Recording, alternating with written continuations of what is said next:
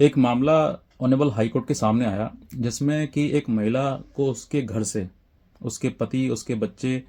और उसको स्वयं को घर से बाहर निकाल दिया गया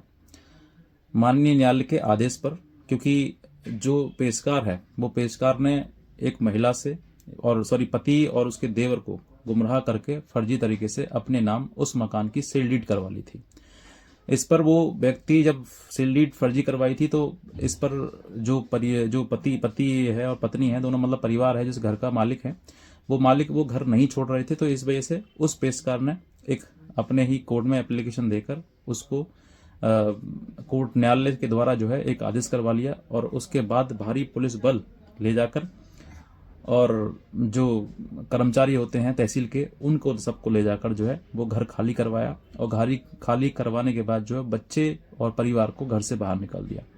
इस बात पर उस महिला ने जो है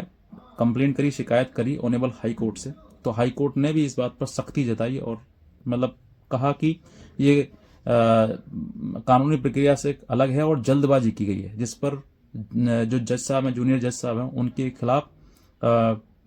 प्रशासनिक कार्य के लिए जांच शुरू कर दी गई और जो पेशकार है उस पर 1 लाख रुपए का जुर्माना लगाया गया।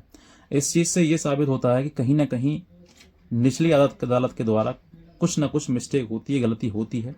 या फिर जो पेशकार हैं वो भी कहीं ना कहीं इन सब चीज़ों में संलिप्त होते हैं। और अगर किसी प्रकार से किसी भी व्यक्ति के साथ अन्याय होता है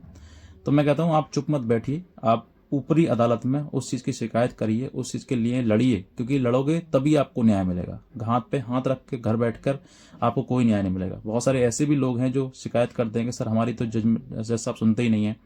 हमारी तो कोर्ट सुनता ही नहीं है। तो देखो, आपकी कोर्ट नहीं सुनता है, लेकिन अगर आपके खिलाफ कोई गलत आदेश अगर आपके पारित किया जाता है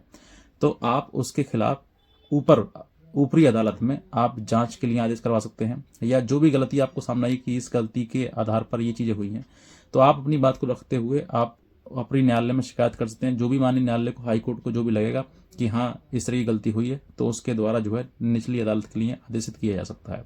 तो आप जो है किसी प्रकार से